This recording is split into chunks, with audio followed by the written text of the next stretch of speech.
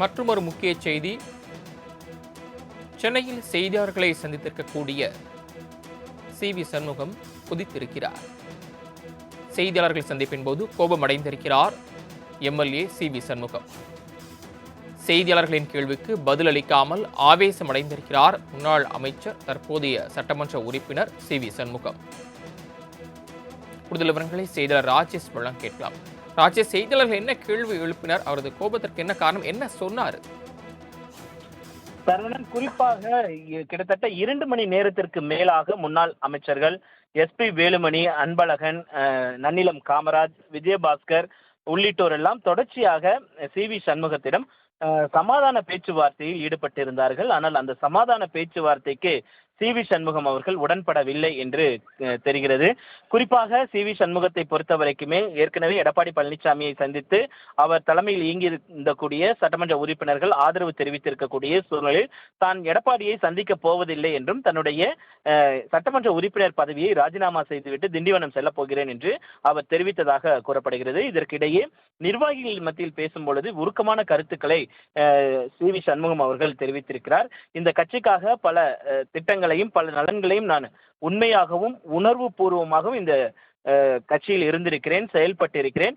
ஆனால் இன்றைக்கு ஒருவருடைய பிடிவாதத்தின் காரணமாக இந்த நிலை என்பது நமக்கு ஏற்பட்டிருக்கிறது. என்னுடைய சட்டமன்ற உறுப்பினர் பதவியை நான் ராஜினாமா செய்ய போகிறேன். செய்துவிட்டு அடுத்த கட்ட நடவடிக்கைகள் என்ன என்பது குறித்து நான் விரைவில் உங்களிடம் அறிவிப்பேன். இதுவரைக்கும் என்னோடு இருந்தவர்களுக்கு நன்றி என்றும் அவரவர் விருப்பத்திற்கு ஏற்ப உங்களுக்கு என்ன தோன்றுகிறதோ அதை நீங்கள் செய்யலாம், நான் யாரையும் கட்டுப்படுத்த மாட்டேன் என்று சி.வி. சண்முகம் தெரிவித்ததாக அவரது ஆதரவாளர்கள் உருக்கமாக நம்மிடையே தெரிவித்திருந்தார்கள். அதே நேரத்தில் இந்த ஆலோசனை கூட்டத்தை எல்லாம் முடித்துவிட்டு சி.வி. சண்முகம் வெளியே வரும்போது பத்திரிகையாளர்கள் அவரை சூழ்ந்து கொண்டார்கள். இதன் காரணமாக அவருக்கு ஒரு பதட்டமான ஒரு சூழல் என்பது ஏற்பட்டது. முண்டியடித்து அவரிடம் கேள்வி கேட்பதற்காக மைக்கை நீட்டும் பொழுது அவர் சற்று கோபப்பட்டு அனைவரும் வழிவிடுங்கள், நான் பின்னர் பேசுகிறேன் என்று அவர் உறக்கமான குரலில் சொன்னார். அதே போல பல்வேறு கேள்விகள் அவரிடத்தில் எழுப்பப்பட்ட போது அவர் நோ கமெண்ட்ஸ் என்று அவர் தெரிவித்த அந்த காட்சிகளையும் நம்மால் பார்க்க முடிகிறது. குறிப்பாக விரைவில் அனைத்திற்குமான பதிலை நான் சொல்லுவேன் என்று மட்டும் அவர் சொல்லி சென்றிருக்கிறார். இன்று ராஜினாமா செய்வதற்கான வாய்ப்புகள் இல்லை. நாளை பக்ரீத் பண்டிகை என்பதால் நாளையும் ராஜினாமா செய்வது கேள்விக்குறியாகத்தான் இருக்கிறது. ஆனால் தனது சட்டமன்ற உறுப்பினர் பதவியை ராஜினாமா செய்வதில் அவர் தீவிரமாக இருக்கிறார் என்பது மட்டும் நமக்கு தெரிகிறது. சரவணன், ஒருவேளை நாளை ராஜினாமா செய்யும் பட்சத்தில் அவருடைய அரசியல் பயணம் யாருடன் இருக்கும்? எந்த கட்சியில் சேர வாய்ப்பு இருக்கிறது? இல்லை, இதற்கு முன்பாக ராஜினாமா செய்தவர்களுடைய பயணம் என்பது தமிழக வெற்றி கழகத்தில் அமைந்திருக்கிறது. அவர்கள் நேரடியாக ராஜினாமா செய்துவிட்டு தமிழக வெற்றி கழகத்தில் இணைந்திருக்கிறார்கள். அதே நிலை சி.வி. சண்முகம் எடுப்பாரா என்பதை நாம் பொறுத்திருந்து பார்க்க வேண்டிய தேவை என்பதுதான் இருக்கிறது. குறிப்பாக தமிழக வெற்றி கழகத்துடன் இணைய வேண்டும், தமிழக வெற்றி கழகத்திற்கு ஆதரவு அளிக்க வேண்டும் என்று முதலில் குரல் கொடுத்தது சி.வி. சண்முகம் தான்.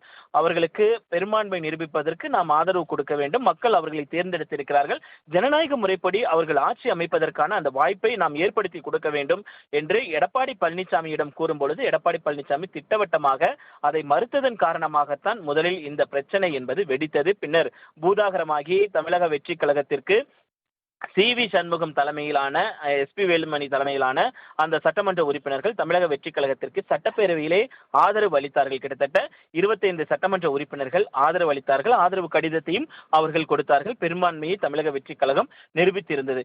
இந்த நிலையில் சி.வி. சண்முகத்தை பொறுத்த வரைக்குமே அவர் தமிழக வெற்றி கழகத்துடன் இணைவதற்கான வாய்ப்புகள் அதிகமாக இருக்கிறது.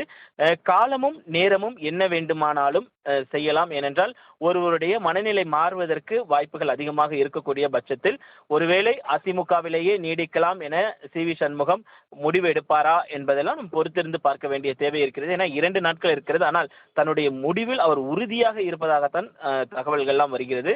ராஜினாமா செய்துவிட்டு அவர் திண்டிவனம் செல்வது என்ற முடிவில் தான் இருக்கிறார் என்ற தகவலும் வருகிறது.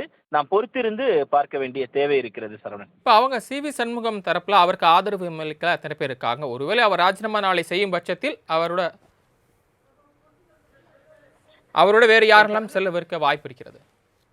சரவணன், அதற்கான வாய்ப்பு மிகவும் குறைவு. ஏனென்றால் ஏற்கனவே அதிமுகவை பொறுத்த வரைக்குமே 47 சட்டமன்ற உறுப்பினர்கள் இருந்தார்கள். அதில் 4 சட்டமன்ற உறுப்பினர்கள் தங்களுடைய பதவியை ராஜினாமா செய்திருக்கக்கூடிய சூழ்நிலையில் 43 சட்டமன்ற உறுப்பினர்கள், குறிப்பாக எடப்பாடி பழனிசாமியோடு சேர்த்து 43 சட்டமன்ற உறுப்பினர்கள் இருக்கிறார்கள். அதில் 42 சட்டமன்ற உறுப்பினர்கள் எடப்பாடி பழனிசாமி பக்கம் சென்றிருக்கிறார்கள். இங்கிருந்து 17 சட்டமன்ற உறுப்பினர்களும் அங்கு சென்றிருக்கிறார்கள். மொத்தமாக 42 சட்டமன்ற உறுப்பினர்கள் அவருக்கு ஆதரவு இருக்கக்கூடிய சூழ்நிலை சி.வி. சண்முகம் தனது பதவியை ராஜினாமா பண்ணுவதற்கான வாய்ப்புகள் அதிகம் இருக்கும் பட்சத்தில் 41 சட்டமன்ற உறுப்பினர்களுடைய ஆதரவு என்பது எடப்பாடி பழனிசாமி தரப்பிற்கு இருக்கிறது. அதனால் சி.வி. சண்முகத்தோடு சேர்ந்து யாரும் ராஜினாமா பண்ணுவதற்கான அந்த வாய்ப்புகள் குறைவாகத்தான் இருக்கும் என்று பார்க்கப்படுகிறது. சரவணன், தாங்கள் வழங்கிய தகவல்களுக்கு நன்றி ராஜேஷ்.